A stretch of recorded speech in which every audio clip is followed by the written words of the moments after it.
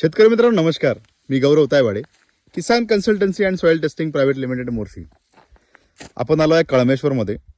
हे नागपूर येथील कुणाल भाऊ यांचं शेत आहे. हे जवळपास 1100 झाडं आहेत. त्यांनी नवीन शेत घेतलेलं आहे आणि या बागेचं वैशिष्ट्य म्हणजे असं की या बागेमध्ये 1100 झाडावरती जे उत्पन्न यायला पाहिजे संत्र्याचे ते त्या प्रमाणात येत नव्हतं. खर्च जास्त आणि उत्पन्न कमी.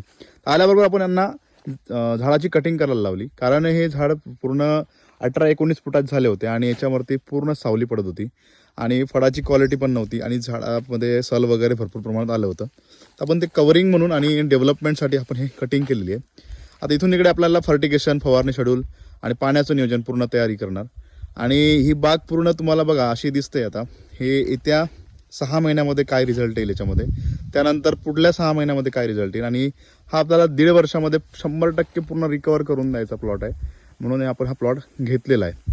तर शेतकरी मित्रांनो बघा, हे जर अशी परिस्थिती असेल की तुमचं बाग समजा फळच देत नाही आहे किंवा जे फळ येत आहे पण ते पण क्वालिटीचे राहत नाही आहेत, तर हा एक निर्णय घ्यावा लागेल. जसं आपण 1 वर्षापासून तर 5 वर्षापर्यंत आपण विचार करतो की आपले बाग कशी राहील, म्हणजे 5 वर्षापर्यंत वेट करतो की आपली बाग 5 वर्षानंतर येणार. पण त्याच्यानंतर आपण त्या 5 वर्षामध्ये त्याची जर काळजी व्यवस्थित जर घेतली ना संत्रा बागेची, तर तुम्हाला असे दिवस पाहायला भेटणार नाही. नाहीतर तुम्हाला ही अडचणी तयार होईल. तर शेतकरी मित्रांनो, जेव्हापासून तुम्ही झाड लागवड करताय त्यापासून त्याच्या झाडाची काळजी घ्या, जेणेकरून अशी परिस्थिती येणार नाही.